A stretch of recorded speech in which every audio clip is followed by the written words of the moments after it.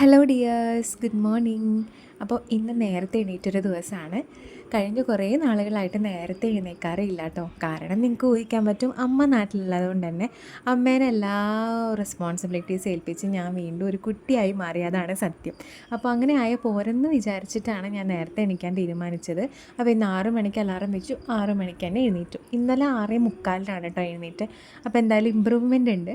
അപ്പം ഇന്നതാ എണീറ്റ് പല്ലൊക്കെ തേച്ച് ഫ്രഷായി, തല ആദ്യം കഴുകിട്ടോ, എന്നാലാണ് ജോലിക്ക് പോകാനാകുമ്പോഴത്തേക്കും സെറ്റ് ആവുള്ളൂ മുടി.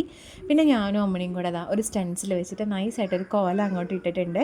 പിന്നെ അടുക്കളയ്ക്ക് ചെന്ന് നോക്കിയപ്പോൾ അമ്മ നല്ല പണിത്തിരക്കിലാണ്. അച്ഛൻ 7 മണിക്ക് പോകും, അതിനകത്ത് ഫുഡൊക്കെ കൊടുത്തയക്കണം. അപ്പോൾ ഇന്നും ഞങ്ങളുടെ ബ്രേക്ക്ഫാസ്റ്റ് മെനു പൂരി മസാലയാണ്. അപ്പം മസാല അമ്മ ഉണ്ടാക്കി കൊള്ളാമെന്ന് പറഞ്ഞു, പൂരി ഞാനും ഉണ്ടാക്കാമെന്നുള്ള ധാരണയിലെത്തി ഞങ്ങൾ.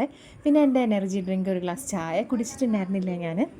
അങ്ങനെ ഒരു ഗ്ലാസ് ചായ എടുത്ത് അമ്മയുടെ അടുത്ത് കുറച്ച് കൊച്ചു വർത്താനങ്ങളും പരദൂഷണങ്ങളൊക്കെ പറഞ്ഞ് അങ്ങനെ കുറച്ച് നേരം ഇരുന്നു. പിന്നെ ഒരുപാട് നേരം ഇരിക്കാനുള്ള സമയം എൻ്റെ കയ്യിലില്ല. പിന്നെ പൂരി ഉണ്ടാക്കാനുള്ള പരിപാടിയിലേക്ക് കടന്നു.